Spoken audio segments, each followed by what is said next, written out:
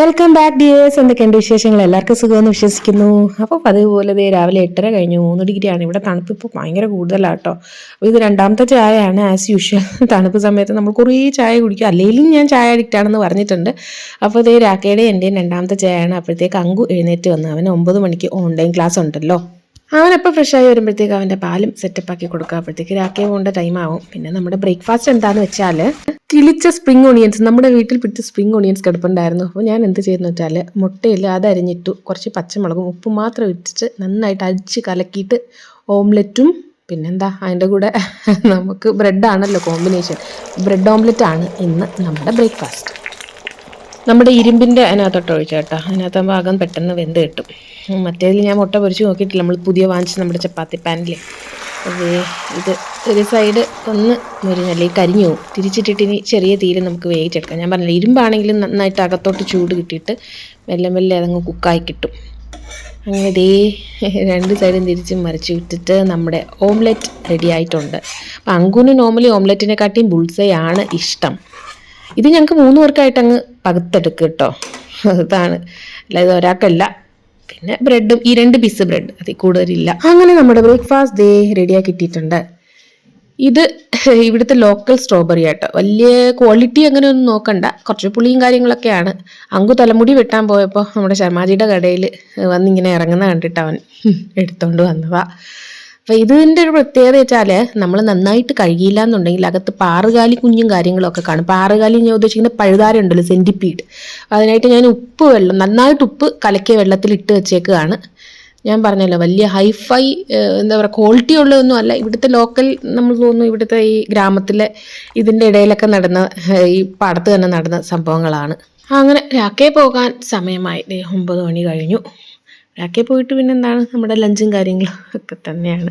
ഇന്ന് ഞാൻ പറഞ്ഞല്ലോ, വല്ലാത്തൊരു തണുപ്പുണ്ട്. നമ്മുടെ എലി കുത്തുന്നത് പോലെ. നമ്മുടെ ഫ്ലഷിലും ഒക്കെ ഇങ്ങനെ തണുപ്പ് രാത്രി തൊട്ടേ ഉണ്ടായിരുന്നു, പെട്ടെന്ന് അങ്ങ് കൂടി തണുപ്പ്.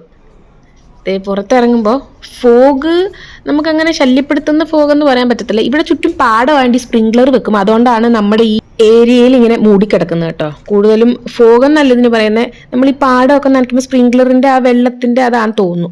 നമ്മുടെ മെയ്ഡ് വന്നിട്ടുണ്ട്. दीदी ये उंगलियां ना तेरी ठंडी हो रही थी बहुत ज्यादा, ऐसे बर्फ सी जमी हुई है बिल्कुल जमीन पर. എനിക്ക് മാത്രമല്ല, പുള്ളിക്കാരിക്കും നല്ല തണുപ്പ് ഫീൽ ചെയ്തെന്നാണ്. അവിടെ എല്ലാവർക്കും തണുപ്പും കാര്യങ്ങളും ഐസ് എന്തൊക്കെയോ പറയുന്ന കേട്ട് പുള്ളിക്കാരി. അപ്പോൾ ഞാൻ പറയും, ഇന്ന് എന്തായാലും ചെയ്യേണ്ട, ജസ്റ്റ് ഒന്ന് തൂത്തിട്ട് പോകാൻ പറഞ്ഞു.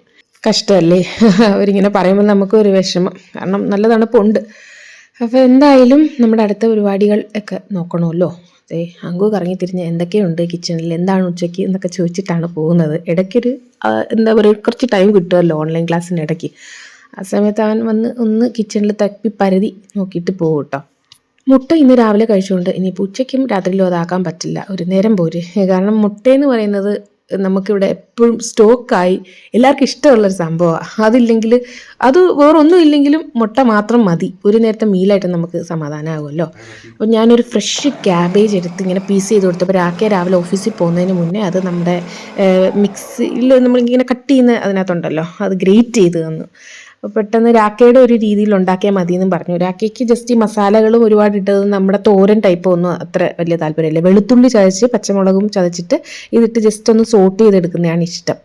അപ്പോൾ ഇതേ നന്നായിട്ട് ഗ്രേറ്റ് ചെയ്ത് ഈ രീതിയിൽ കിട്ടിയിട്ടുണ്ട്. അപ്പോൾ ഞാൻ ഇരുമ്പ് കടായാകുമ്പോൾ പെട്ടെന്ന് നന്നായിട്ടൊരു ടേസ്റ്റിൽ കിട്ടും. അപ്പോൾ ഇരുമ്പ് കടായിൽ ഞാൻ കുറച്ച് എണ്ണ ഒഴിച്ചിട്ട് വെളുത്തുള്ളി നന്നായി ചതച്ചിട്ട് കൊടുത്തു കേട്ടോ.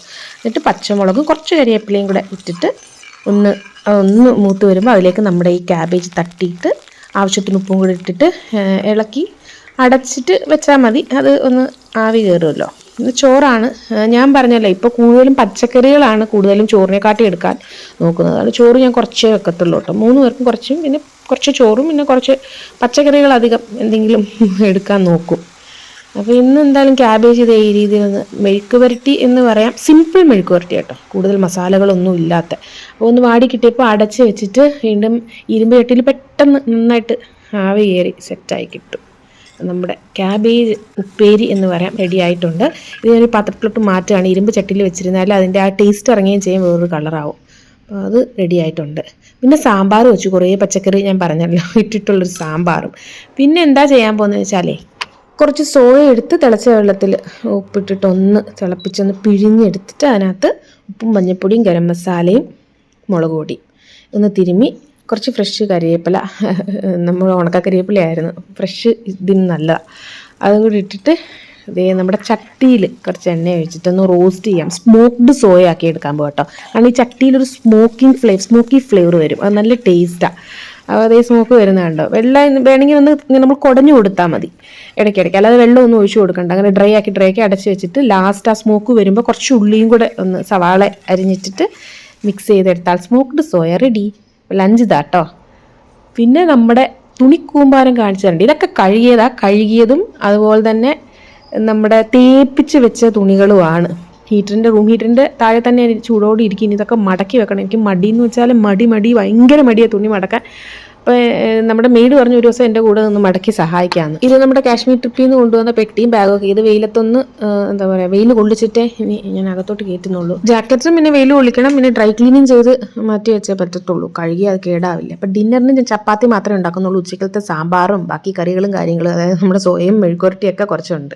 അതാണ് കേട്ടോ നമ്മുടെ കാശ്മീർ ട്രിപ്പ്. ജമ്മു എത്തിയത് ഞാൻ പറഞ്ഞല്ലോ. കണ്ടോ ഇടിഞ്ഞു പൊളിഞ്ഞ് കുറേ സ്ഥലങ്ങൾ കിടക്കുന്നേ. പേടിയാവുമായിരിക്കും അവർക്ക്.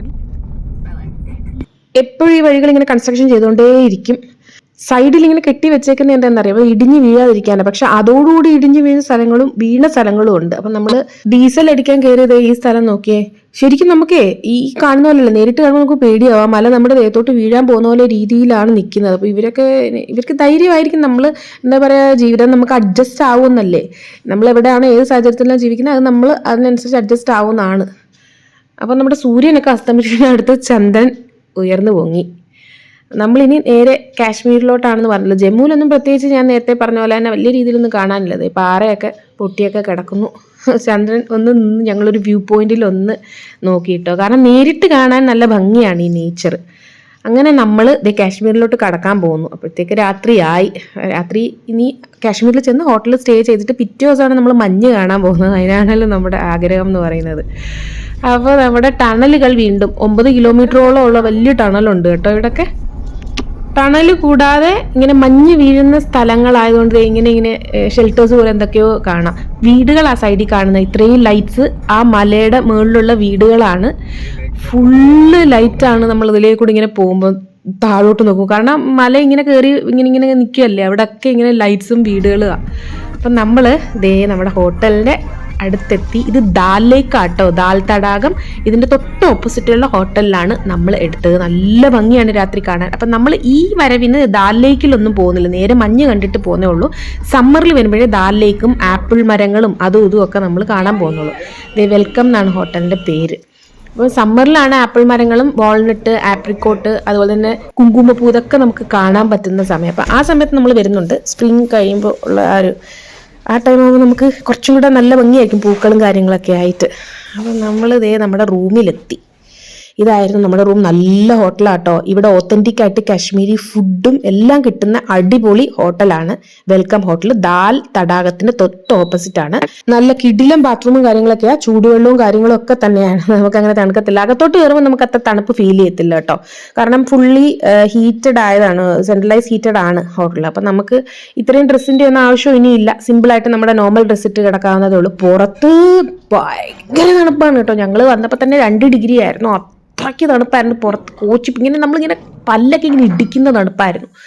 അപ്പോൾ നമ്മളങ്ങനെ കഴിക്കാനായിട്ട് വന്ന് വിശപ്പുണ്ടായിരുന്നു. അപ്പോൾ നമ്മുടെ ഓത്തൻറ്റിക് ആയിട്ട് എന്തെങ്കിലും ഓർഡർ ചെയ്യാന്ന് വെച്ച് ഞാൻ പേരുകളൊക്കെ വായിച്ചപ്പം ശരിക്കും നോർത്ത് ഇന്ത്യയിൽ നിന്ന് ഒത്തിരി വ്യത്യാസങ്ങൾ, സാധാരണ ഫുഡും ഉണ്ട് കേട്ടോ, അല്ലാതെ കശ്മീരി ഡിഷസ് വ്യത്യാസമാണല്ലോ. അപ്പം നമ്മൾ ആദ്യം ദമ്മാലു, ഒത്തൻറ്റിക് ആയിട്ടുള്ള കശ്മീരി ദമ്മാലു ആണ് വന്നേക്കുന്നത്. ഇത്രയും നാൾ നമ്മൾ അവിടെ നിന്നൊക്കെ കഴിച്ച ദമ്മാലു പറ്റിക്കുകയായിരുന്നു എന്ന് ഇവിടെ വന്ന് കശ്മീരി ദമ്മാലു കഴിച്ചപ്പോഴാണ് മനസ്സിലായി ഇതാണ് റിയൽ കശ്മീരി ദമ്മാലു കേട്ടോ.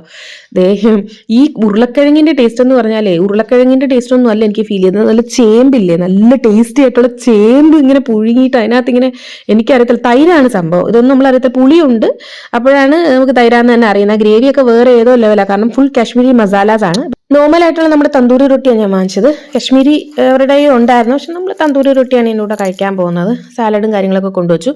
പിന്നെ ഇതിരിക്കുന്നത് മട്ടൻ്റെ കറിയാണ്, മട്ടൻ റോഗൻ ജോഷ്. അത് ഇന്ത്യയിൽ നിന്നല്ല, വേൾഡ് ഫേമസ് ആയിട്ടുള്ളൊരു മട്ടൻ ഡിഷാണല്ലോ മട്ടൻ റോഗൻ ജോഷ്. അതും കശ്മീരി ഇതാണ്. ഞാൻ മട്ടൻ കഴിക്കത്തില്ല, എനിക്ക് മട്ടൻ അലർജിയാണ്. അപ്പോൾ അവർക്ക് രണ്ടുപേർക്കും മാത്രമാണ് മട്ടൻ. ഞാൻ ഈ കശ്മീരി ദമ്മാലും നമ്മുടെ റൊട്ടീൻ നമുക്ക് സ്റ്റാർട്ട് ചെയ്യാം. അപ്പം ഞാനത് എടുത്ത് കഴിക്കാം. ഞാൻ ഒരെണ്ണം നല്ല നെയ്യ്, ഇങ്ങനെ ബട്ടറാണോ നെയ്യാണോ എന്ന് അറിയത്തില്ല, അതിനകത്തോട്ട് നമ്മുടെ ആലു ഇട്ട് കൊടുക്കാം. അവരും ടേസ്റ്റ് ചെയ്യട്ടോ. എനിക്കൊരെണ്ണം മതിയാവും, കുറച്ച് കറിയും. പിന്നെ ഇവിടെ കശ്മീരി കാവ എന്ന് പറഞ്ഞൊരു സംഭവം, അതും ഞാൻ കാണിച്ചു തരാം, അതും വാങ്ങിച്ചു. അപ്പോൾ ഇതാണ് നമ്മുടെ കശ്മീരി ദമ്മാലും സാധാരണ തന്തൂരി റൊട്ടി. കാശ്മീരി ഫേമസ് ആയിട്ട് മട്ടണാണ് ഉള്ളത്. അപ്പം നമ്മൾ ഇനി വരുന്ന വ്ളോഗുകളിലെല്ലാം മട്ടൻ്റെ പല പല ഡിഷസ് ഞാൻ കാണിച്ചു തരാം. ഇവിടുത്തെ ഒത്തൻറ്റിക് ആയിട്ടുള്ള ഫുഡും കാര്യങ്ങളൊക്കെ കാണിച്ചു തരാം. അത് അവരാണ് കഴിക്കുന്നത്, കാരണം മട്ടൺ ഞാൻ കഴിക്കാത്തതുകൊണ്ട്. ഞാൻ അല്ലാതെയുള്ള കശ്മീരി പുലാവും കാര്യങ്ങളൊക്കെ ഞാൻ പിന്നെ ഇനിയുള്ള ദിവസങ്ങളിൽ വാങ്ങിച്ചിട്ടുണ്ടായിരുന്നു. ഇതാണ് നമ്മുടെ വിളമ്പി നമ്മുടെ വെയിറ്റർ ചേട്ടൻ. അപ്പോൾ അതേ കാവ കൊണ്ടുവന്നിട്ടുണ്ട് കേട്ടോ. കാവ എന്ന് പറഞ്ഞാൽ നമ്മുടെ കട്ടൻ ചായ പോലെ ഇരിക്കും, പക്ഷേ കട്ടൻ ചായ അല്ല. ഇതിനകത്ത് എനിക്കത് പട്ട ഒക്കെ ഇട്ടിട്ട് നല്ല കൊഴുത്ത ഒരു കട്ടൻ ചായ പോലെ ഇരിക്കുന്ന സംഭവമാണ്. ആദ്യം ഒരു ബദാം ഇങ്ങനെ പൊടിച്ചിട്ട് ആ ഗ്ലാസ്സിലിട്ടിട്ട് ഇതിനകത്തോട്ട് നമുക്ക് ആ കൊണ്ടുവന്ന സാധനം ഒഴിക്കാം. വേണമെങ്കിൽ പാല് ചേർത്ത് കുടിക്കുന്നവർക്ക് പാല് ചേർത്ത് കുടിക്കാം, പഞ്ചസാര വേണ്ടവർക്ക് പഞ്ചസാര ഇടാം. അല്ലാതെ ഈ കാവയിൽ സിമ്പിൾ ഉപ്പിട്ട് കുടിക്കുന്നവരും ഉണ്ടെന്നാണ് പറയുന്നത്. അപ്പം നമ്മളിതൊന്നും ഇടുന്നില്ല, നമ്മളധികം പഞ്ചസാര ഒന്നും ചായ ഇട്ട് കുടിക്കാത്തതുകൊണ്ട് നമുക്ക് ഒന്നും വേണ്ട. സിമ്പിളായിട്ട് അതിൻ്റെ ടേസ്റ്റ് ഫ്ലേവർ ഒന്ന് നോക്കാം. അപ്പോൾ ഇതാണ് കാവ. ഞാൻ പറഞ്ഞത് നമ്മുടെ കട്ടൻ ചായ പോലെ ഇരിക്കും, പക്ഷേ കട്ടൻ ചായ അല്ല. ഇവിടുത്തെ കശ്മീരി മസാലാസ് എന്തൊക്കെയോ ഇട്ടിട്ട് ഉണ്ടാക്കുന്ന ഒരു ടീ ആണ്. അപ്പോൾ അത് ഞാൻ ഒഴിച്ച് കാണിച്ചു തരാം കേട്ടോ. ഈ ബദാമിൻ്റെ ഇങ്ങനെ ഗ്രേറ്റ് ചെയ്ത സംഭവമാണ്, അതോട്ട് അത് കൊഴുന്നിരിക്കുന്നൊരു സംഭവം ഉണ്ടോ, ചൂടോടുകൂടി നമുക്കതങ്ങ് ഒഴിച്ച് കിടക്കാം. അപ്പോൾ ഇതിനകത്ത് ഞാൻ പഞ്ചസാരയും ഞാൻ പറഞ്ഞാൽ ഉപ്പോ പാലോ ഒന്നും ഇടുന്നില്ല, ഇങ്ങനെ അങ്ങ് കുടിക്കാൻ പോകണം. ഞാൻ ആദ്യം ടേസ്റ്റ് ചെയ്യട്ടെ, എനിക്ക് ഇഷ്ടമുണ്ടെങ്കിൽ മാത്രമേ കുടിക്കൂ. 2 ഓർഡറും ചെയ്തു പോയി. നമ്മുടെ തേങ്ങ അതിന് ഇട്ട പോലെ സംഭവമായിട്ടുണ്ട്. അപ്പോൾ എനിക്ക് ഇങ്ങനെ കിടക്കുന്ന ഇഷ്ടപ്പെട്ടില്ല കേട്ടോ. എനിക്ക് സിമ്പിളായിട്ട് മതി എന്ന് പറഞ്ഞിട്ട് രാക്കേക്ക് ഞാൻ അതങ്ങ് കൊടുത്തു. അപ്പോൾ അവർ പഞ്ചസാര ഉപ്പ് എന്തൊക്കെയോ കാര്യങ്ങളിവിടെ കൊണ്ടുവച്ചിട്ടുണ്ട്, നമുക്ക് വേണമെങ്കിൽ ഇട്ട് കുടിക്കാം. അപ്പം ഞാൻ സിമ്പിളായിട്ടൊന്ന് അതിൻ്റെ ടേസ്റ്റ് വലിയ കുഴപ്പമില്ല. നമ്മുടെ പട്ട ഇട്ട് കുടിക്കുന്ന ചായയുടെ ഒരു ഇതേ ഉള്ളൂ. പിന്നെ ദഹനത്തിന് ഏറ്റവും ബെസ്റ്റാണിത്. അതുകൊണ്ടാണ് നമ്മൾ എന്തായാലും അങ്ങ് ടേസ്റ്റേ ചെയ്തില്ല. അതേ ഷുഗർ ഫ്രീയും ഷുഗറൊന്നും ഇട്ടില്ല കേട്ടോ. പിന്നെ ലാസ്റ്റ് ആസ് യൂഷ്വൽ നമ്മുടെ പെരിഞ്ജീരകവും പല്ലൂത്തിയും ജീരക മിഠായിയും കൊണ്ടുവച്ചു. അപ്പോൾ ഇതായിരുന്നു നമ്മുടെ ഹോട്ടൽ. എന്ത് ഭംഗിയാ, തനി കശ്മീരി സെറ്റപ്പിലായിരുന്നു നമ്മുടെ ഹോട്ടൽ. അപ്പോൾ ഇന്നത്തെ വിശേഷം ഞാൻ അങ്ങനെ ഇവിടെ വെച്ച് നിർത്തുക കേട്ടോ. മറ്റ് കൂടുതൽ വിശേഷങ്ങളായിട്ട് അടുത്ത വീഡിയോയിൽ വരുന്നത്. എല്ലാവർക്കും thank you so much. Bye bye dears.